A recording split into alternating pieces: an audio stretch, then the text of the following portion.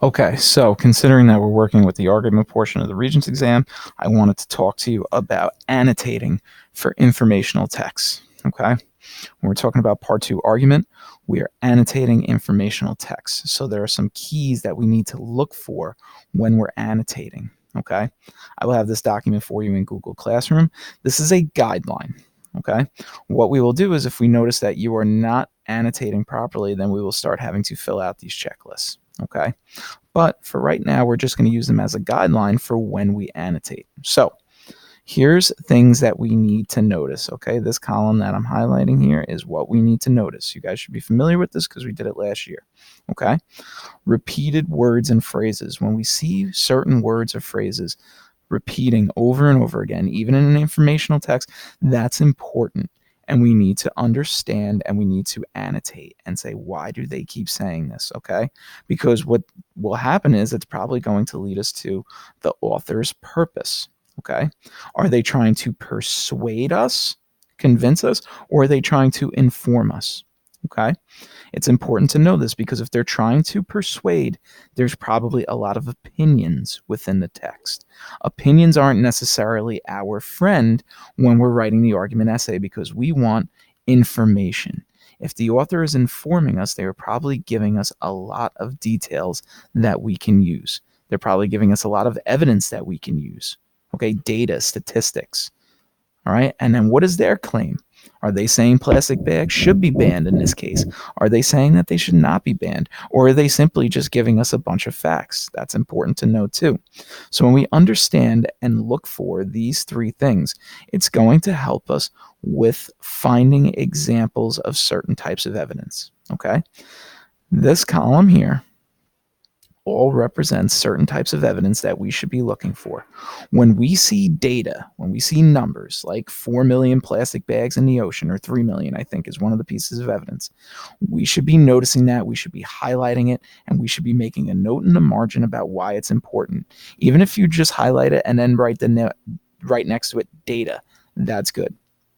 When we see anything that says a recent study or research was done by this group, that is important, that is factual, and we need to highlight it and note it. Expert opinions, when they talk to a scientist or an expert on the topic we are reading about, that should be highlighted. Their statements should be highlighted because their statements might also include data, research, eyewitness testimony, and important dates. So anytime you see experts, okay, discussing a topic, you need to take note of it. Okay, eyewitness testimony. If they speak to somebody who saw something or someone that has firsthand knowledge of the topic, okay, if in any of these texts they mention someone who has seen the garbage or worked with the garbage, that's eyewitness testimony. Okay, that means they have seen it themselves. You need to highlight that. And important dates and events, these are big deals. If you see important dates showing up, you should highlight that and make note. It might be able to be used to help your argument. Okay. And then overall, is the author's tone positive or negative?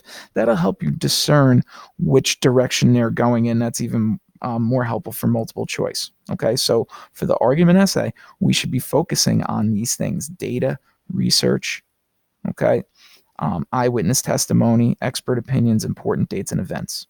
All right. So now quickly, let's just look at text one. Okay. That's text four. Sorry. Let me scroll back up to text one really quick. Okay, and I'm just going to skim through on the first text and start to see if I can notice any data. Okay, oh, look at this. Well, here's the first thing. Disposable bags are made of a high density polymer, which is manufactured. This is a fact. So if we were doing this, okay, I would highlight this and I would write important fact.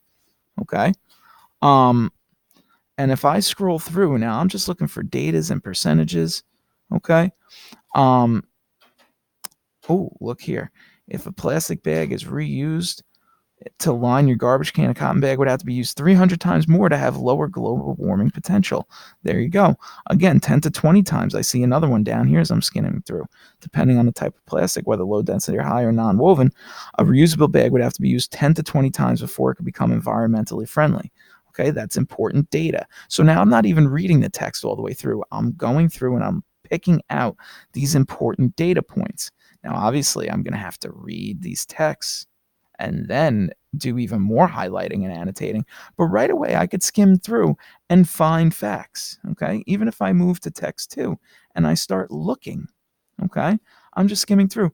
One of the greatest problems is that an estimated 300 million plastic bags ends up in the Atlantic Ocean. Okay, that's data. I can use that. Okay, it's skimming through again. The indefinite period of time that it takes for the average plastic bag to break down can be literally hundreds of years. That's more data. Here's another one. If you consider, all right, oh wait, it has been estimated that one plastic bag has the potential to unintentionally kill one animal per every 3 months due to unintentional digestion or inhalation. If you consider the number of littered plastic bags ranges from 1.5 million to 3 million, depending on location, this equals a lot of ecosystem sustaining lives lost.